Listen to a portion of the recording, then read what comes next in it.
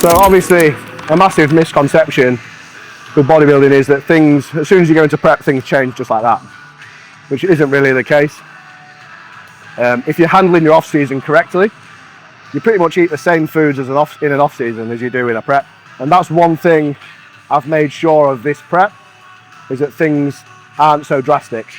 So I've made sure I'm in a better position starting prep this time. Previous preps, I've been a lot more chunky, so to speak, to put things nicely. This time I'm a lot leaner going into prep, so we haven't had to chop like a load of calories away straight away. It can just like ease in nice and smooth. So peak off season for me this year was about 5,500 calories. Previous off season was 6,000, but at that point you're just like basically throwing shit at your diet, trying to bump those calories up each day. So yeah, 5,500 calories, and starting prep now, I'm on about 4,000, and I'm pretty hungry already.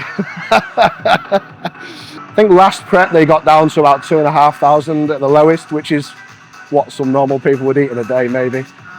And that was only for a short period of time right at the end.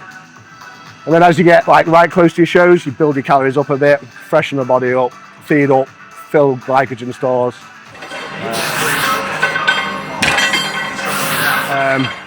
The problem is having time in an off season. I like to do my cardio fasted first thing in the morning, but when you're eating 6 meals a day that are almost 1,000 calories each, you've pretty much got to get up in the morning and start eating straight away, just so you can get all your food in for the day. But in terms of steady state cardio for fat loss in a prep, I'd say it's very beneficial. It's obviously got good heart health benefits as well. But it's very low fatiguing, so like high intensity intervals can be great for fat loss, but in terms of a bodybuilder that's carrying like more muscle mass than the average guy, it's going to be very fatiguing as well. So you sort of want the high intensity stuff to stay with the weights and then plod along with the cardio to keep that fatigue down.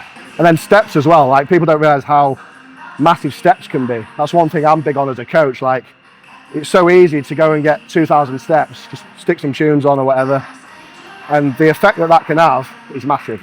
So I prepped my mate for a show last year. He got absolutely inside out peeled. He hardly did any cardio for his whole prep, just a little bit right at the end. But due to his job, he was doing like 20,000 steps a day, and he got absolutely inside out peeled. So steps are massive, massive. And it's just like low, very low fatigue and expenditure that you can build up throughout the day.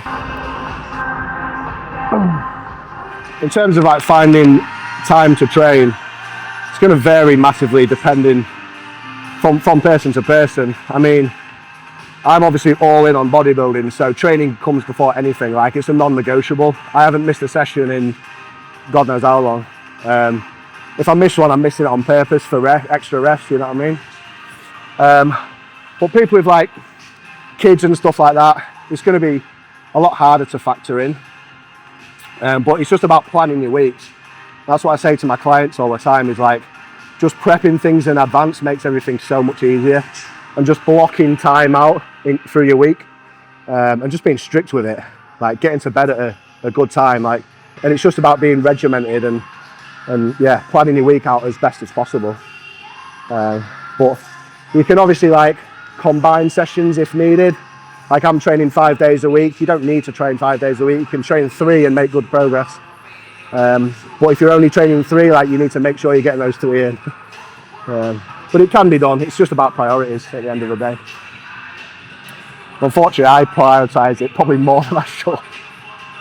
Like, I'm fully autistic with my training. The girl I go to for massages was joking with my coach, saying, it's Barker's world and we all just live in it, because I won't change my training time, as you've already found out. But I feel like you have to. If you're trying to be the best in the game, then nothing can get in the way, really.